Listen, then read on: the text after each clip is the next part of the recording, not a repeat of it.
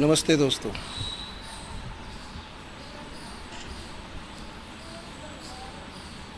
अयोध्या का नाम जैसे ही आता है, मर्यादा पुरुषोत्तम श्री राम की जन्मस्थली के रूप में एक आदर्श, एक मान, सम्मान, प्रतिष्ठा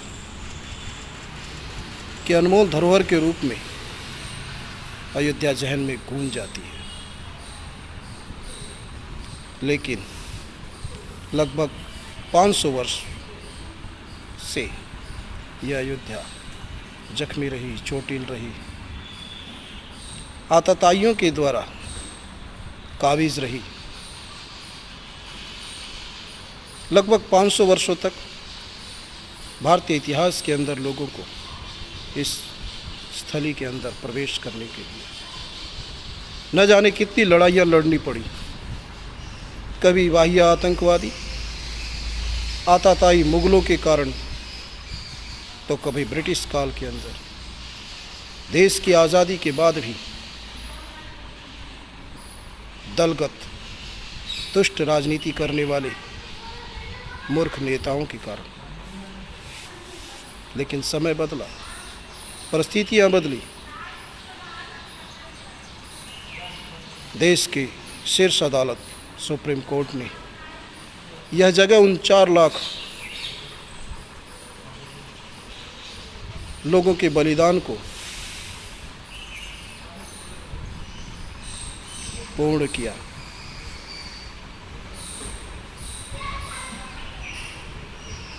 निश्चित रूप से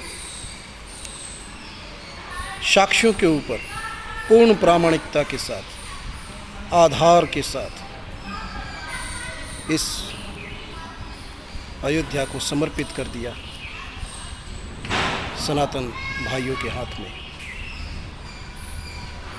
और निश्चित रूप से 5 अगस्त 2020 एक ऐतिहासिक दिन, जब देश के प्रधानमंत्री माननीय नरेंद्र मोदी जी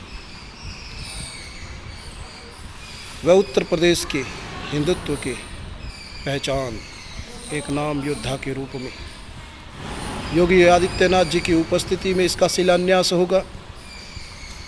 लेकिन इसमें काले ग्रहण के रूप में एक नाम निकल कर आ रहा है अभी आजकल मीडिया के द्वारा, फैज़ खान का। कौन है ये फैज़ खान? मैंने इसकी पोस्टें पढ़ी, देखा। निश्चित रूप से जानिए, एक ग्रहण के रूप में ही आ रहा है। आप स्वयं देखिएगा। मीडिया ने उसे एक शख्सियत के रूप में उभार दिया। क्यों? कुछ मिट्टी को लेकर आ रहा है। मजहब विशेष के लोग कब मिट्टी डालते हैं, कहाँ डालते हैं, कैसे डालते हैं, क्यों डालते हैं, आप सब जानते हैं। मुझे उनकी कौम से, मजहब से, संप्रदाय से, उसके नाम से कोई एतराज़ नहीं। लेकिन पर्व हमारा, घर हमारा, त्यौहार हमारा, मेहमान हैं, आए बैठे, मिठाई खाइए, पानी पीजिए, तालियां बजाइए, खुशी मनाइए और घर को जाइए। यदि वास्तव में उसे प्रेम है इस सनातन समाज से, तो घर वापसी कर ले, स्वीकार कर ले सनातन धर्म को। मैं स्वामी अवैतश्वरानंद जी के बातों से सहमत हूँ। किसी भी रूप में इस अधार्मिक और सदैव के लिए इस इतिहास को कलंकित कर देने वाले कार्य को नहीं जोड़ा जाना चाहिए। पूरे हिंदू समाज को, पूरे सनातन समाज को इसका विरोध करना चाहिए। जगह जगह पर आइए, इसके विरोध किया जाए। और निश्चित रूप से मुझे विश्वास भी है देश के प्रधानमंत्री और योगी आदित्यनाथ जी के ऊपर, इस कार्य को वो होने नहीं देंगे, क्योंकि वो भी जानते हैं कि यह अधार्मिक है, अपारंपरिक है, निश्चित रूप से। लेकिन यह गंदी राजनीति करने वालों की कमी नहीं है। स्वामी अवैतश्वरानंद जी ने कहा, और आप सब जानते भी हैं, जो गाय को काट कर खाने वाले हैं और हम गाय को पूज्य मानते हैं, ऐसे के साथ सनातन संस्कृति का मेल कहाँ?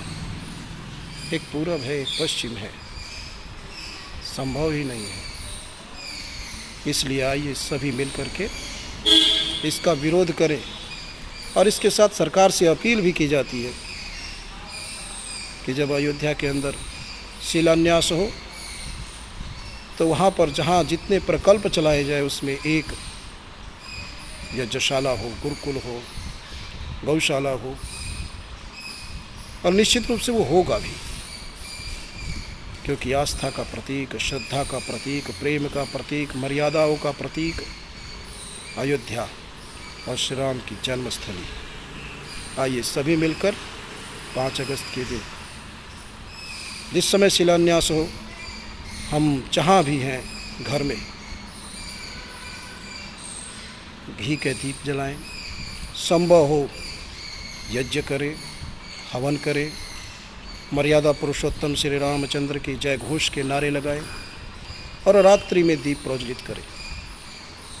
पौराणिक समाज के अंदर, सनातन समाज के अंदर एक ऐसी मान्यता है, मर्यादा पुरुषोत्तम श्री राम के 14 वर्ष के वनवास के बाद जब वो अयोध्या आए थे तो दीपावली मनाई गई थी। यह तो 500 वर्षों का वनवास था, समाप्त हुआ है। आइए घी के दीप जलाएं, मर्यादा पुरुषोत्तम श्री राम की जय घोष के नारे लगाएं। मर्यादा पुरुषोत्तम भगवान श्री रामचंद्र की जय, सत्य सनातन वैदिक धर्म की जय।